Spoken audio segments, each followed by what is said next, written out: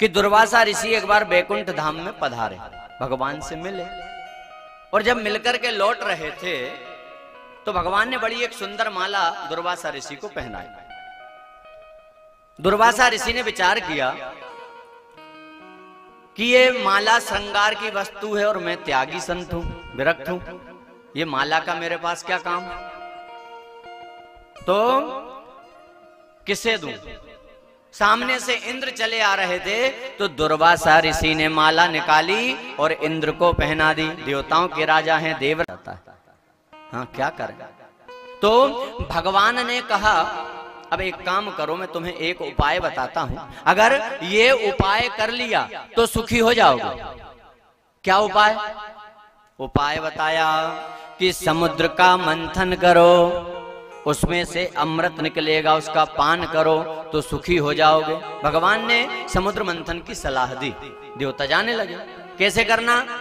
बोले मंदराचल पर्वत की मथानी, वासुकी नाग की रस्सी।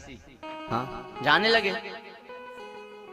कहा सुनो, पूरी बात सुन लो, तुम्हारे अकेले के बस का नहीं है, राक्षसों से संधि करो, मित्रता करो, फिर करना। राक्षसों से मित्रता? बोले हाँ, उनके बिना नहीं होगा, वो मित्रता करेंगे। भगवान ने कहा जाओ।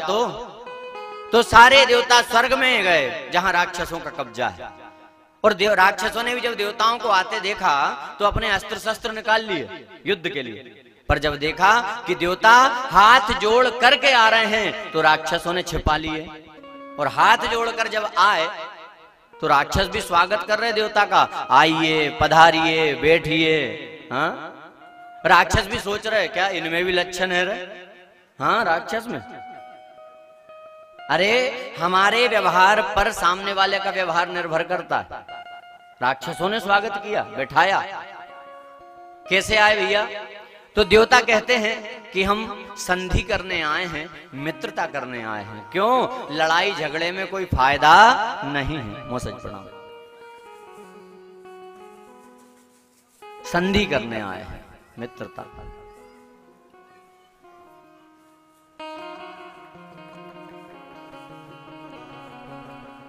और राक्षस भी अब कहने लगे कि भैया इच्छा तो हमारी भी होती थी कि संधि कर लें, अब आप आ गए हो तो संधि हो गई।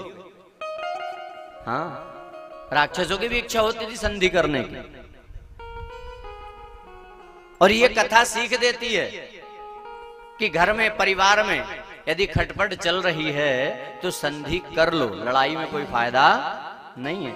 और चल रही है ये भगवान को सब पता है, कहीं भाई भाई में चल रही है, कहीं बाप बेटे में चल रही है, कहीं देवरानी जेठानी में चल रही है, कहीं सास बहू में चल रही है, चल तो रही है।